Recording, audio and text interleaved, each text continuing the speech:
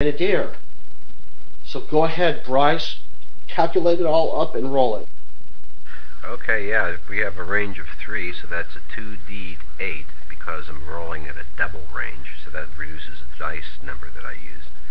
And I do have a hindrance of 2, so here was 2d8.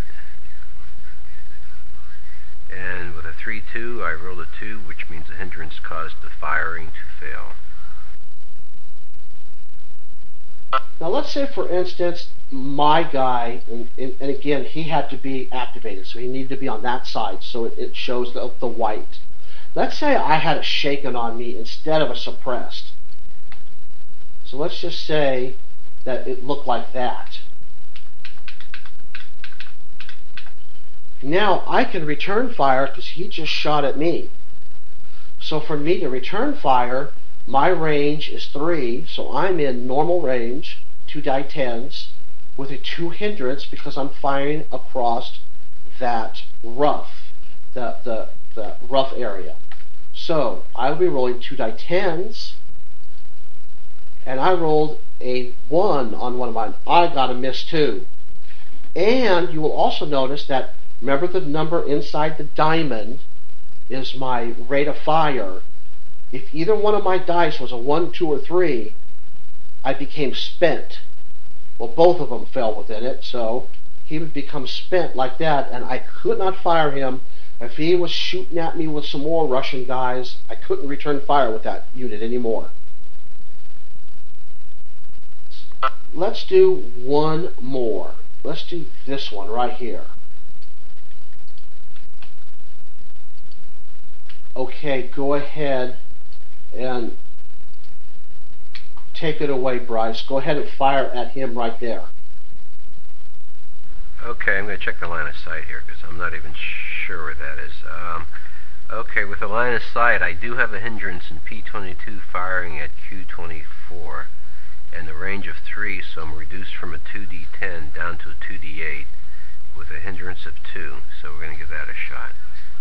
That would be 2d8 and 7-5, better shot that time, so that's 12 plus my 13 is 25 because I rolled higher than the hindrance. The shot actually succeeds.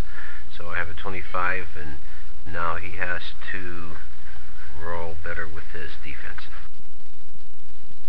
So now for me, I'm going to show you something else. I'm going to put this command marker in there. So first of all, I'm going to do it without. You can. I have cover of a 3 because he's in an entrenchment. Anytime that you're in cover in woods, rough, you get to add the terrain modifier to your defensive total. So it's a +3, so my 12 plus 3 puts me at a 15 to start with. And I need to roll 10 or more because he's a 25. And I rolled 15. I made my roll, nothing happens. Let's say he was actually hit with a shaken, and I wanted to try to rally him.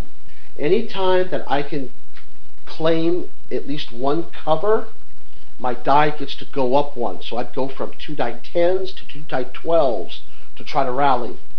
And if a command marker is with him, it could go up another die. That would put me up to 2 die 20s to try to rally, because goes up 1 for the cover and 1 for the command marker. That is pretty much everything there is to shooting right there. So what we're going to do now is we're actually going to start to play this little scenario, and we'll try to get through a couple of turns for you. Are there any questions that you guys have up to this point?